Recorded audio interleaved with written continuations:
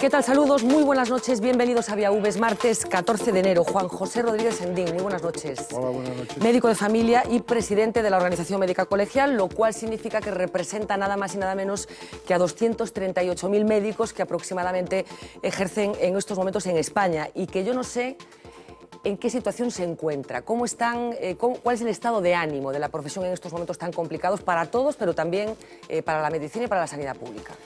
Bueno, represento a la profesión que integran 238.000 médicos. Es un matiz importante porque los médicos se representan ellos solos. No, se representan ellos solos, que son todos muy mayorcitos. Yo a la profesión que la integran todos, ¿no? Bueno, yo creo que es igual que población general, hay una gran diversidad de estados de ánimo que tiene también mucho que ver con el tipo de especialidad que tenemos y con la situación que se encuentra cada uno de ellos en función de qué servicios, en función de qué comunidad autónoma. Es decir, hay una gran heterogenicidad en el sentimiento general. Pero si hubiera algo que los definiera en general, no digo que a todos, yo creo que hay una especie de frustración o de fractura entre las expectativas con las que salimos de la facultad y que solemos tener en relación a los valores clásicos de esta profesión y, por otro lado, lo que vemos que día a día ocurre en el país, lo que está ocurriendo y sobre todo la pérdida de confianza en que esto pueda cambiar. Y esto es un poco lo que estamos empeñados, en que esa confianza en el futuro que tenemos que desear nosotros mismos se module para recomponer fuerzas, ¿no? ¿Desilusión, quizás, por lo que está pasando? Sí, evidentemente. Yo creo que por una desilusión porque nadie se esperaba, quizás no se esperaba hace 4 años, 5 años que fuera a ocurrir lo que ha ocurrido, pero sobre todo decepción, porque además de la crisis económica y la crisis de valores en la que nos encontramos, uno ve día a día que no nos lucen los ejemplos, es decir, al contrario, tenemos a día a día ejemplos de escándalos, de abusos de entidades financieras, de abusos de entidades políticas, es decir, todos los días nos despachamos con algo de esto y sobre todo porque los médicos somos conscientes de que independientemente de la crisis que la tenemos, independientemente de que hay que abordarla y de que hay que afrontar el problema, yo creo que el pueblo español precisa, para garantizar que siga asistiéndose de la mejor manera posible, que los partidos políticos, que son al final los que deciden todo, se pusieran de acuerdo para dar soluciones globales y que no se utiliza la sanidad como se está utilizando cualquier cosa de la sanidad para tirarse las piedras a la cabeza y sacar rentabilidad política. Esto es algo que los médicos no entendemos. No entendemos que no se pueda hacer un esfuerzo de generosidad por parte de los grupos políticos para llegar a un acuerdo, a un consenso, a un pacto de Estado para darle a los españoles lo que merecen, sobre todo aquello que podemos darle. ¿Creen los médicos que la Administración, en este caso la que está gobernando, pero podríamos ampliarlo, tienen claro qué hay que hacer con la sanidad? Mire, lo que sí tenemos claro es que no se puede hacer nada, nosotros no podemos hacer nada sin decisiones políticas serias, y por eso apelamos a que se pongan de acuerdo los grupos, pero ellos tienen que tener claro que no pueden hacer nada sin los profesionales sanitarios, entre los cuales los médicos tenemos muchísimo que decir, no solamente nosotros, pero sobre todo los médicos. Esto es un gran error. Prescindir de los médicos o pretender que solamente con amenazas, despidos o jubilaciones se van a solucionar los problemas que tiene la sanidad española es un error. Yo creo que hay dos grandes soluciones. Una de ellas, tienen que ponerse de acuerdo en las soluciones sanitarias que precisa el país y con esto se apela a los grupos políticos, a todos los grupos políticos, si realmente aman a su pueblo, que es lo que deberían de hacer. Y por otro lado, yo creo que deben de encontrar puntos de encuentro, de intercambio con los profesionales. Nosotros hemos hecho un esfuerzo realmente, las organizaciones médicas de ámbito nacional, con el Ministerio de Sanidad. Sabiendo que de entrada no estábamos de acuerdo en cuestiones muy importantes que se habían producido, hemos tenido que intentar ceder, por su parte también, para intentar suscribir algún acuerdo, para intentar avanzar. En cualquier acuerdo todas las partes tienen que perder algo. Pero nosotros hemos hecho ese ejemplo de ponernos de acuerdo con un ministerio con el que teníamos diferencias. Eso es lo que le pedimos a los grupos políticos, que hagan un esfuerzo por el Sistema Nacional de Salud, por la salud de los españoles, para ponernos de acuerdo y dejar de seguir utilizando la sanidad como motivo de confrontación o de oportunidad política para ganar bazas electorales. ¿Creen que la ministra actual, Ana Mato, es la mejor de las posibles en estos momentos? Mire, yo llevo un tiempo en esto y yo siempre digo lo mismo. No sé si será la mejor del posible, pero es la ministra del Gobierno de España, la ministra de Sanidad. Y mientras no la cambien con el juego electoral que tenemos y con el juego democrático que tenemos, esto debe ser sagrado, hay que respetarlo. te guste más o te guste menos. Es la ministra, he tenido otras ministras anteriores. ¿Y a usted le gusta más o le gusta menos? No puedo tener gusto o no gusto. Yo represento una profesión integrada por médicos con múltiples sensibilidades y mi sensibilidad especial la tengo que dejar siempre en la puerta. Respondo a ella cuando me toca elegir democráticamente, pero nunca, intento evitarlo, nunca puedo mezclar mis sensibilidades personales con las decisiones que tengo que tomar en nombre de la profesión. Entonces, yo creo que la profesión tenemos que respetar a la ministra del Gobierno de España porque es la ministra que nos han otorgado las urnas. Cuando venga otra, será otra. He tenido otra anterior y otra anterior y otra anterior y siempre hay que hacer el mismo componente. Esta institución tiene que jugar así. Bueno, pues ese Gobierno, ese Ministerio está tomando una serie de decisiones, incluso a veces está rectificando algunas decisiones. La última rectificación la conocíamos ayer, que es la decisión de que no se va a aplicar finalmente el copago que estaba previsto en dos aspectos concretos, que es el traslado en ambulancias y la adquisición de prótesis. ¿Qué les parece? Mire, gobernar un sector como tan sensible con el sanitario siempre es muy complicado. Gobernarlo en épocas bajas, con déficit económico y con recortes, todavía más complicado. Y hacerlo cuando tienes enfrente a alguien con el que no te has puesto de acuerdo para tomar decisiones que afectan a todos, todavía más difícil. Volvemos a las mismas. Se necesitaría para tomar esas decisiones podérselo explicar a los ciudadanos y no tener en contra a nadie siempre y cuando lo hayas pactado con ellos. Por eso volvemos a insistir que todas las decisiones deberían estar fraguadas sobre un pacto previamente suscrito. Dicho esto, yo creo que es bueno rectificar en la vida, es bueno, e incluso pedir disculpas, no pasa nada. Incluso en mi profesión, los médicos tenemos que aprender, y sé que es difícil cuando cometemos errores los médicos, desde la buena voluntad, pero cometemos errores, pedir disculpas suele ser muy sano y puede incluso dar buenos resultados. Yo creo que a los políticos les debe ocurrir lo mismo, ¿no? Ha ocurrido que han rectificado, perfecto, han visto que pues no tengo más que felicitarles por corregir el error que se había planteado de cara a la respuesta que se había dado, que lo mismo era excesiva, ¿no? Nada más. Estamos hablando de estos dos copagos concretos. Cuando el Partido Popular llegó al gobierno, uno de los mensajes que lanzó es que iban a tratar de unificar la atención sanitaria en España, de forma que un ciudadano que viviera en Ourense pues tuviera las mismas prestaciones, digamos, que uno que viviera en Sevilla. Parece que lo que ha pasado no ha ido por ahí, que en estos momentos tenemos modelos sanitarios distintos. ¿Es solo una percepción o es así? Depende de la comunidad autónoma. Esto es así, pero no es así ahora, ¿eh? Lo llevamos arrastrando por la falta de respuesta que debemos dar, que debe volvemos a la misma, vuelve a formar parte de ese acuerdo, de gran acuerdo que deberíamos de garantizar que todos los españoles tienen garantizados en condiciones de igualdad unos, llamémoslo, mínimos para entendernos en todo el territorio nacional. Las diferencias existen y son diferencias notables. Hay comunidades autónomas que, por ejemplo, tienen un 60% de presupuesto más per cápita cada ciudadano de esa comunidad autónoma que otros ciudadanos de otra comunidad autónoma. Esto es un disparate, es una barbaridad. Esto se resolvería de la manera que hay maneras para resolverlo, pero lo tienen que acordar. Entonces, lo primero que tenemos es un Estado peculiar con 16 comunidades autónomas, lo cual nos ha llevado a tener muchas cosas positivas, es decir, la descentralización de responsabilidades importantes a las comunidades autónomas ha sido algo positivo, pero también ha conllevado cierto tipo de rémoras y de vicios que había que corregir, que no son obligatorias de tener, porque tengamos un Estado autonómico. Había que corregir. Había que corregir desde la toma de decisiones políticas. Esto yo creo que es lo que ha faltado, ¿no? Entonces sí que existen esas desigualdades y es un empeño en este momento de todo el mundo, pero deberíamos de ir un poco más del empeño, deberíamos de hacerlo de forma efectiva, corregir esas desigualdades entre los territorios a la hora de dar respuesta a las necesidades de salud de los españoles. Bueno, esa dispersión de modelos que ya convenimos que existe en España y que nadie ha sido capaz de momento de corregir, más bien casi que se está profundizando, hay una comunidad autónoma que está en el ojo del huracán y que tiene la lupa encima por parte de todo el mundo, quizás porque hay quien sostiene que ese es el modelo sanitario que en realidad le gustaría aplicar al Partido Popular. Estamos hablando de la Comunidad Autónoma de Madrid. ¿Están preocupados desde la organización colegial por lo que está pasando en Madrid y tienen constancia de que se ha avanzado o se quiere avanzar hacia la privatización del sistema?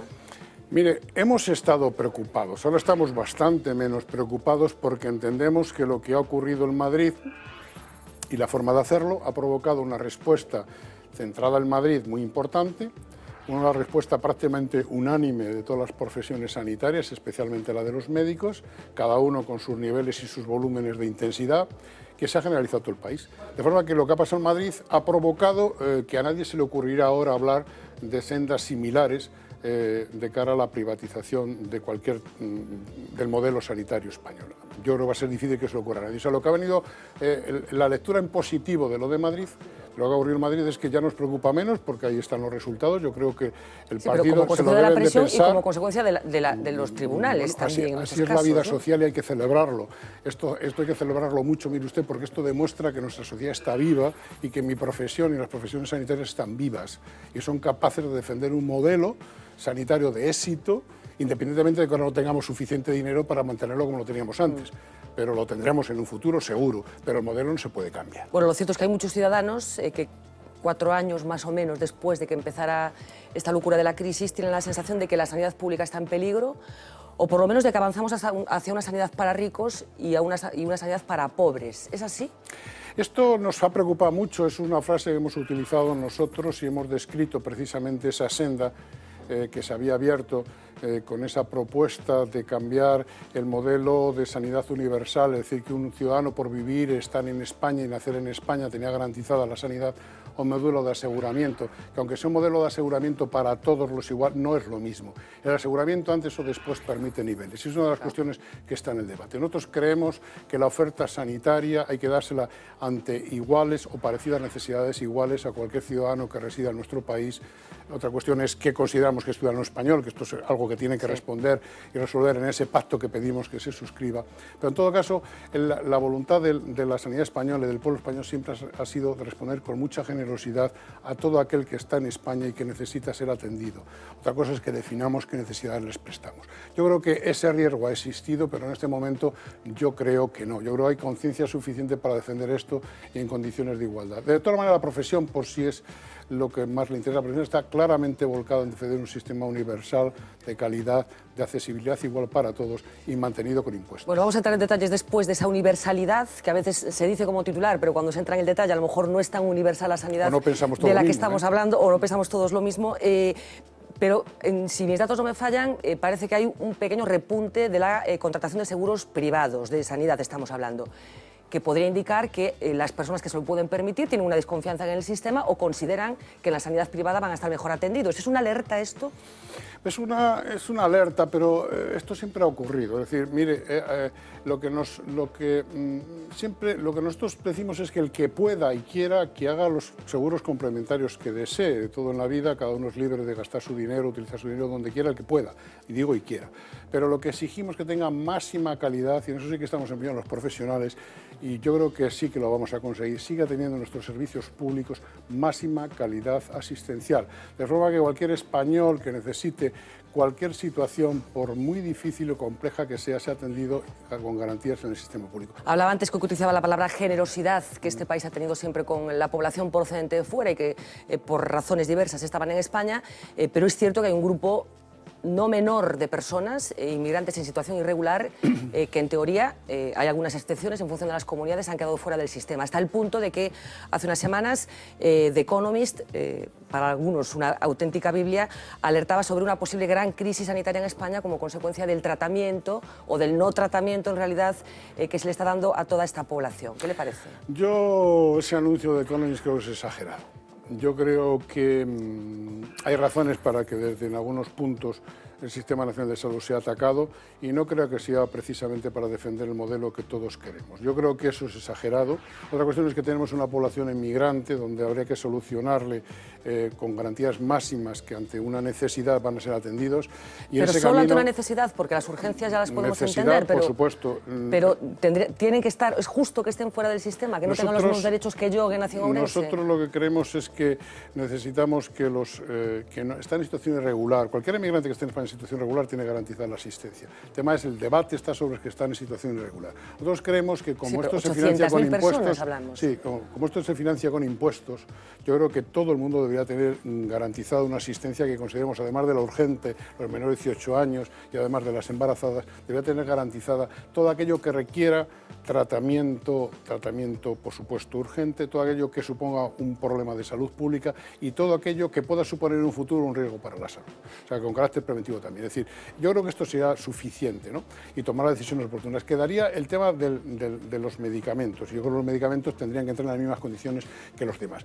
Esto toca definirlo, esto formaría parte de ese acuerdo todavía por realizar, que deben de formularse los grandes partidos. El partido del gobierno toma una decisión, hay los partidos en la oposición que no están de acuerdo, hay comunidades autónomas que están haciendo unas cosas y otras, y debería de tomarse una decisión unánime al respecto. Nosotros creemos que cualquier ciudadano, esto por razones históricas, los médicos no nos podemos negar a atender a un paciente, se le facture, no se le facture, tenga dinero o no tenga dinero. Esto es un principio básico y lo vamos a seguir haciendo. No es una decisión que corresponde a los médicos, probablemente tendrá que ser la administración. Pero la que otra tenga cuestión es a quién se factura. Un médico lo va a dejar de atender, claro, pero ¿a quién se le factura? Y esto tendría que arreglarse. Nosotros estamos de acuerdo en que todo aquel que resida en España tenga una asistencia suficiente. Pero bueno, hablábamos de The Economist, bueno, por no referirnos a declaraciones que se hacen aquí dentro de España, que podrían tener un sesgo político. Otra revista, que supongo para los médicos es un referente, The Lancet, publicaba también en diciembre una carta en la que se denunciaba que la gestión sanitaria del actual ministerio, y abro comillas, ha provocado una erosión en la cobertura sanitaria universal.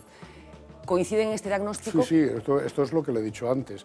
Evidentemente ha dejado de ser universal por definición para pasar a hacer un régimen de aseguramiento donde hay gente que se le tiene que conceder ese aseguramiento y a otros se les menoscaba de alguna manera, sean poquitos o muchitos, da igual.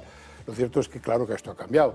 El decreto ley 16/2012 así lo previó y esto es una de las cuestiones que está encima de la mesa para debatir y esta es una de las cuestiones que deberían de arreglar cuanto antes, porque vamos mal así. No creo que se haya ahorrado gran cosa, no creo que esto solucione ningún problema y sin embargo hay un mal ambiente con esta historia, deberíamos de solucionarlo y ajustarnos en otras cuestiones que pueden ser prescindibles, pero en esta bajo ningún concepto. Nosotros seguimos defendiendo que ese carácter universal tiene que afectar a todos por el hecho de estar en España en las condiciones que se definen. A todos, pero sin excepción, ¿no? Y otra cuestión es exactamente qué servicio les prestamos. Esto es otra historia. A todos también, ¿no? Tenemos que definir qué servicio los prestamos y algunos servicios tienen que variar las condiciones, si es que de momento tiene que ser así, pero yo creo que a todos debemos dar un tratamiento similar. Bueno, hablábamos de ahorros, hablábamos de la famosa austeridad, de esa política de recortes aplicada por el gobierno como consecuencia de la crisis económica, pero claro, cuando uno entra en los datos, pues a lo mejor no encuentra mucha explicación de por qué se aplican esos recortes. Y hablo del dinero que se destina en España a la sanidad, 7% del PIB, lo que nosotros destinamos a sanidad. La media de la Unión Europea, si no me fallan los datos, es el 7,6, países que son un referente para nosotros, habitual como Alemania, el 8,4. Lo que quiero decir es que con las cifras macroeconómicas en la mano, ¿hay alguna justificación que permita aceptar que por parte del Ministerio se recorte el presupuesto de sanidad cuando somos los países de la Unión Europea, y ya no hablamos de otros modelos como el modelo norteamericano, el modelo estadounidense, que menos dinero dedica a la sanidad pública a pesar de lo eficiente que es? Mire, no solamente es el 7, yo creo que en este momento no llega al 7, bueno, es decir, inferior, pero es más, el plan de estabilidad del Gobierno de España para el año 2015, si no me equivoco, que lo estaba previendo o había presupuesto de que bajara al 5,6, 5,3, 5,5. Esto es imposible. Esta bajada es imposible. Primero le debo decir por qué es imposible. Porque no hay ningún país con el que nos podamos comparar en este momento que funcione con ese presupuesto. Luego es imposible, no hay un modelo alternativo al nuestro que dé no solamente los mismos resultados con la misma oferta de servicios, sino de que lo haga con menos porcentaje de PIB dedicado a la sanidad. Luego alguien está empeñado en engañarnos. Y esto es el gran drama, porque si hubiera algún país con un modelo alternativo que fuera más económico que el nuestro para ofrecer la misma calidad, los mismos servicios, pues podríamos hablar, pero es que no lo hay. Y todos aquellos que están esperando o hablando en una supuesta mayor eficiencia, que toda la vida es mejorable, como todo en la vida, o bien hay una ignorancia clara, o bien hay otro tipo de razones, pero no se puede entender. Porque si hay algo donde España es la primera, es precisamente en que el servicio que tenemos, el Sistema Nacional de Salud, los servicios que tenemos, los resultados que tenemos, la calidad que prestamos, lo hacemos a un excelente precio. Otra cosa es que todo sea mejorable, como todo en la vida, por supuesto. Podemos seguir mejorando, por supuesto. Podemos cambiar las fórmulas y los modelos de gestión que tenemos en este momento en España. Podemos cambiar muchas cosas para mejorar este sistema de éxito, pero nadie puede negarnos, aunque en este momento no hay un sistema alternativo, y me refiero como sistema, como modelo, que lo haga más barato. Que funcione mejor que el español. Hablaba de que alguien parece que pretende engañarnos con las cifras macroeconómicas. Hay quien sostiene que en realidad hay una ofensiva ideológica que pasa por desmantelar un sistema que ha significado lo que ha significado incluso en la construcción de España como Estado. ¿Cree que puede haber intenciones ideológicas a la hora de justificar recortes presupuestarios en la sanidad que no se justifican cuando uno establece comparaciones? Es una pregunta difícil de contestar porque eso habría que contestar los que están, pero sí que le voy a contestar con alguna cosa más. Mire, yo creo que es de las cosas en este momento que más cohesionan a los españoles. Si hay una cosa en la que estamos todos los españoles de acuerdo, gallegos, catalanes, andaluces, extremeños, los castellanos, todos, es en que en este sistema, en la conformidad y en la valoración del sistema y sobre todo en los profesionales. Pero hay algo más. No solamente están de acuerdo y valoran altamente los profesionales, sino que curiosamente es de las instituciones que más confianza le ofrecen en este momento a los españoles, el propio sistema, ¿no? Entonces esto sería para tenerlo en cuenta. Dicho esto, yo creo que es normal que si ha fallado los aspectos, el mercado ha fallado, es decir, las inversiones de dinero han fallado en otros ámbitos de la vida social, de la vida pública, como es el ladrillo, etcétera, etcétera, pues están buscando en sitios donde intentar obtener resultados económicos. Pero es que el mercado es así. Pero el problema no es del mercado, que ya sabemos cuál es su naturaleza, ni del lucro, que ya sabemos cuál es su naturaleza, su propia naturaleza. A nadie nos debe extrañar que los mercados financieros funcionen como funcionan y de que el capital y el lucro quiera ganar más dinero. El problema es quién lo permite. Es decir, no lo podemos permitir. Al final la responsabilidad son políticas. ¿Pero cree que hay alguien que puede intentar hacer negocio con esto? No, esto seguro que sí, pero claro, lo que sí hay detrás, ideología, mire, yo no lo sé, habrá que preguntárselo a los responsables. Lo que sí le digo es que si esto llegara a ocurrir, no le echemos la culpa al lucro ni a los mercados, que funcionan y son como son, ¿no? Es como los leones, tienen las características que tienen, son carnívoros y hacen lo que hacen, ¿no? Pues bueno, hay que echarle la culpa a quien permite que el mercado intervenga en sanidad, intervenga en educación o intervenga en otros ámbitos. Bueno, uno de los grandes debates de estos días que también afecta a los profesionales de la sanidad es la famosa reforma de la ley del aborto. ¿Qué opinión tienen ustedes de este debate? Bueno, pues fíjese, yo no había opinado hasta este momento de esto, fíjese, me había preservado porque estaba esperando como el informe final que todavía estaba elaborando la Comisión Central de Ontología de la Organización Médica Colegial, que ya lo ha finalizado y que ahora se ha valorado en la Asamblea. Pues mire, yo en principio, como no puede ser de otra manera, el aborto es algo que habitualmente produce una muy mala sensación a cualquier médico, venga donde venga. Y a cualquier mujer a también. Cualquier médico, médica, ¿no? No, digo a cualquier mujer que tiene que abortar claro, también, no, aunque bueno, sea la tesitura de abortar, ¿no? Porque a veces parece todo. que es una decisión fácil. Independientemente de la posición que cada uno tenga, hay algo que sí que nos preocupa y es que la nueva ley parece ser que no ha dejado claro el respeto a lo que piense cada cual. Es decir, yo puedo estar en contra del aborto, pero el problema está en que no se lo puedo imponer a usted. Me explico. Vivimos en una sociedad tremendamente plural, tremendamente abierta, tremendamente diversificada, y yo le propondría una prueba. Coja a su familia, mujeres y hombres, no muchos, 6, 7, 8, 3 o 4 matrimonios, pregúntele y verá que no se ponen de acuerdo. Si en una familia no se ponen de acuerdo en este tema, que es vital a la hora de engendrar un ser querido, que debe ser querido, y si no, además de engendrarlo, de poder sufrir una malformación, si no hay acuerdo, imagínese qué pasará en el país. Es decir, debemos de preocuparnos también cuando hacemos leyes de cómo se va a resentir o no la convivencia. Es decir, una cuestión es el debate en sí sobre el aborto, con el que yo puedo manifestar mi acuerdo o desacuerdo, y otra cuestión es cómo yo puedo imponerlo, aunque me den la razón, se lo puedo imponer a un tercero. Esto por un lado, a otro individuo. Esto debería de pensarse, ¿no?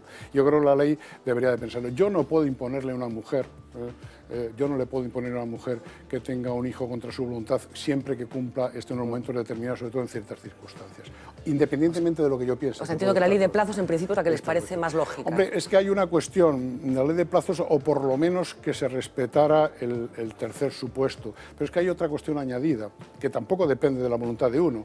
Es que nosotros hemos traspuesto a España una directiva comunitaria que permite que cualquier español o cualquier europeo venga a España a tener servicios sanitarios y cualquier español se vaya fuera. Fuera de nuestro país, en este momento, prácticamente toda Europa se gobierna con plazos. Entonces, cualquier español que tenga dinero para tener un billete de avión o de tren e incluso tenga dinero para poder pagarse en el caso de que se le cobre, puede ir al mejor hospital, no a una clínica cutre como antes podía ocurrir, no, al mejor hospital de Francia, de Italia o de Portugal, o de Portugal. La Voz publicaba hace unos días que ya hay clínicas que se están preparando. Claro, justo en la frontera. clínicas no, los hospitales del sistema público, ¿de acuerdo? Claro. Y entonces luego veremos a ver si se le paga o no se le paga, porque esto ya sería otro debate y ya entraría a la judicatura. Pero lo que quiero decir con esto es que, desgraciadamente, también otra cosa que nos preocupa es que la ley va a colocar en función de posición y simplemente a los peor posicionados los va a dejar peor posicionados que a los mejor posicionados que van a tener la alternativa para poder solucionar sus problemas en función de su voluntad. Lo cual, yo no sé si no habría que dar una vuelta a esto, pero en todo caso lo que estoy comentándoles a título personal. Mi organización tiene emitido su valoración a la Comisión de Odontología y lo decidirá una asamblea en breve como organización. Eso sigue a título personal. Yo no le voy a decir cuál es mi posición personal. Desde luego respeto absolutamente el Código Odontológico, que está a favor permanente de la vida en cualquier condición, pero sí que estamos preocupados con estas dos condiciones y circunstancias que les pongo, que son dos condiciones tremendamente importantes. Bueno, pues ha quedado bastante clara cuál es la posición. Estamos acabando ya, pero antes creo que deslizó la palabra excesos para decir que no todo se ha hecho bien en la gestión de la sanidad pública en estos años.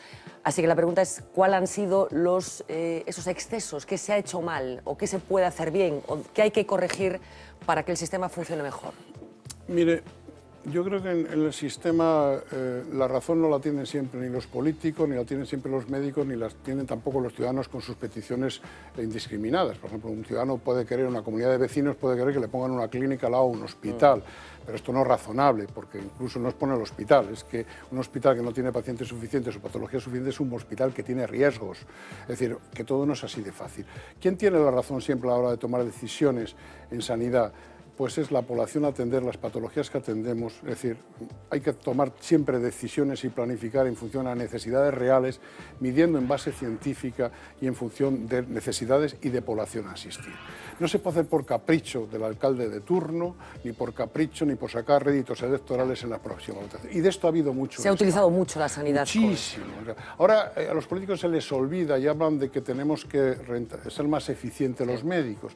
Por cierto, al hilo de esto, eficiencia no es ni justicia, no es sinónimo ni de justicia ni de calidad. Es verdad que para ser justos hay que ser eficientes y es verdad que se puede tener calidad y ser eficientes, pero no solamente con eficiencia se garantiza la justicia y la calidad. Dicho esto, ¿qué es lo que se ha hecho? Pues ahora se les olvida que han hecho inversiones altísimamente costosas, que hay que llenarlas de profesionales, hay que llenarlas de enfermos y cuesta muchísimo mantenerlas. En su momento, cuando en época de bonanza se les decía que pensaran muy bien y mejor lo que estaban haciendo, el caso era cero a la opinión de los profesionales. Es decir, la sanidad hay que hacerla con los políticos, hay que hacerla con los ciudadanos, hay que hacerla con los profesionales. No se puede prescindir de ninguno de ellos.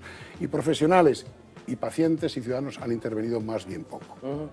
Ya para terminar, señor Sendín, hace unas semanas me decía un médico que viaja habitualmente por fuera de España, que hasta hace unos años era un orgullo representar la sanidad pública española, era objeto de admiración en los países que se visitaban, pero que esto ha cambiado algo, que en estos momentos hay una cierta alerta fuera de España con respecto a lo que está pasando con la sanidad pública. ¿Tiene usted esa percepción también o no? Yo también viajo, yo represento a la delegación española en la Asociación Médica Mundial, donde estamos 110 países, y tenemos un foro iberoamericano con todos los países de Iberoamérica. Es decir, no, al contrario. La sanidad española sigue siendo un gran referente y mirada más bien con envidia, ¿no? Y tenemos estructuras y organizaciones dentro que están al nivel más alto a nivel mundial, como puede ser la Organización Nacional de Trasplantes, que recientemente también ha tenido sus más y sus menos y que, por cierto, estamos muy preocupados con ciertas tendencias mercantilistas a la hora de generar bancos de órganos, especialmente de algunos de ellos, por algún tipo de estructura o organizaciones con intereses, digamos, no todo claro. O sea, la Organización Nacional de Trasplantes, por ejemplo, es una organización que es número uno, que es modelo del mundo, y nuestro sistema sigue siendo un gran modelo de éxito. Ojo, digo Organización Nacional de Trasplantes porque el éxito de la organización no depende solamente de los trasplantes, depende de la garantía que a todos los ciudadanos, hasta que se mueran, les da el resto del Sistema Nacional de Salud, incluida la atención primaria. Porque un paciente trasplantado trasplantado tiene que vivir muy bien y ser atendido muy bien si lo necesita hasta el final de su vida. Y eso ya no se lo presenta al cirujano que lo trasplanta, ya se lo hace el resto del sistema. Es decir, nuestra organización de trasplantes es una organización de éxito porque lo es el Sistema Nacional de Salud. Pero perdona que le insista en lo de los trasplantes, que temen que se cree una especie de banco privado de órganos. No, es que lo hay. El trasplante es algo muy espectacular que puede salvar la vida de una persona que... Y bueno, hay gente que pone todo lo que hay que poner encima de la mesa para obtener un órgano donde lo pueda obtenerlo con cierto nivel de privilegio, es decir, antes que otro. ¿En España está sucediendo No, esto? en España no ocurre. Digo que hay intenciones desde fuera de devaluar nuestro sistema y de crear alternativas haciendo demagogias francamente inaceptables para desautorizar nuestra política en trasplantes que, como digo, es envidia en todas las partes del mundo y que ha marcado pautas. Pero insisto, y la vinculo al sistema porque no es la ONT un órgano aislado del sistema, no, su éxito está vinculado absolutamente al Sistema Nacional de Salud. Y por eso le decía que es motivo de envidia en cualquier parte de donde vamos. Al contrario, no se corresponde con otros niveles, como por ejemplo los resultados en educación, por ejemplo. Efectivamente. ¿No? O sea que... Ya para terminar, la última pregunta. ¿Y fuera cómo explican que cuando el jefe del Estado se pone enfermo no recurran a un profesional que ejerce en España, sino que recurren a un profesional gallego, efectivamente, pero que no ejerce en este país? ¿Es fácil de explicar esto? Yo eso he sido muy respetuoso. Yo no acabo de saber por qué razones se ha hecho. Lo único que respeto es la decisión de Su Majestad el Rey de tomar esa decisión y de hacerlo en un hospital privado, probablemente con ganas de evitar alborotos, porque siempre una intervención en un hospital público, como ocurrió en su momento, también generó, bueno, pues sus más y sus menos, porque se paraliza todo. Hay que entender que no es un ciudadano normal y que requiere, bueno, pues un dispositivo que probablemente rompa y altere pero no me diga que no les incomoda algo a los profesionales españoles que se recurra a una persona que ejerce fuera. Probablemente a los traumatólogos les pueda incomodar, y yo lo respeto y prefiero no... Ahí sí que no me quiero posicionar, porque me parece que es respetable la decisión de un ciudadano que se pone enfermo, que en este caso tiene la condición de ser Su Majestad el Rey. Yo creo que él tiene en altísima estima, y sí que nos lo ha hecho llegar la Casa Real a la profesión, al sistema, y ellos tendrán sus razones. Yo creo que son ellos los que tienen que decir por qué razones se ha echado mano, no solamente de un profesional, que en este caso es gallego, sino que además tiene 70 y... Exactamente, cuando se están jubilando por decreto a los médicos a los 65 años. ¿no? Que esto es otra cosa muy peculiar, ¿no? Pues muchísimas gracias, Juan José Rodríguez Sendín. Un auténtico placer por esta conversación tan franca. Ha sido una entrevista completísima. Completísima. ¿no? Completísima. Bueno, pero de sanidad sí. siempre es poco el tiempo que le dediquemos. Muchísimas gracias, por ha sido una gran oportunidad. Muchísimas gracias. Y saludos a todos sus telespectadores. Pues muchísimas gracias. Vamos a hacer una pequeña pausa de publicidad. Ya saben, como siempre, a la vuelta hablaremos de cosas que tienen que ver con la actualidad de este martes, que viene llenita, ya se lo digo. Hasta ahora.